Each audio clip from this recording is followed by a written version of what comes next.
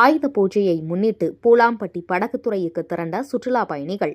சேலம் மாவட்டத்தின் முக்கிய சுற்றுலா தலமாக எடப்பாடி அருகே உள்ள பூலாம்பட்டி படகுத்துறை தற்போது குட்டி கேரளாவாக கூறப்பட்டு வருகிறது. அதைத் தொடர்ந்து தொடர் விடுமுறையையொட்டி சேலம், தருமபுரி, கிருஷ்ணகிரி, ஓசூர், பெங்களூர், கோவை, திருச்சி, தஞ்சாவூர், சென்னை மற்றும் பல்வேறு மாவட்டங்களில் இருந்து சுற்றுலா பயணிகள் வருகை அதிகரித்துள்ளது. சுற்றுலா பயணிகள் விசைப்படகில் சென்று படகு சவாரி செய்து பூலாம்பட்டி பகுதியில் உள்ள இயற்கை அழகினை கண்டு ரசித்து மகிழ்ந்தனர். அதிக எண்ணிக்கையிலான சுற்றுலா பயணிகள் விசைப்படகு சவாரி செய்தும் அங்கு கிடைக்கும் ருசி மிகுந்த மீன் உணவுகளை ருசித்தும் பொழுதை கழித்தனர்.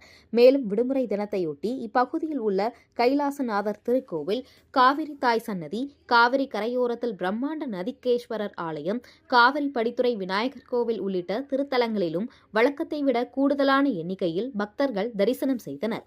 சுற்றுலா பயணிகளின் வருகை அதிகரித்த நிலையில் இப்பகுதியில் காவல்துறையினர் கூடுதலான எண்ணிக்கையில் பாதுகாப்பு பணியில் ஈடுபடுத்தப்பட்டனர்.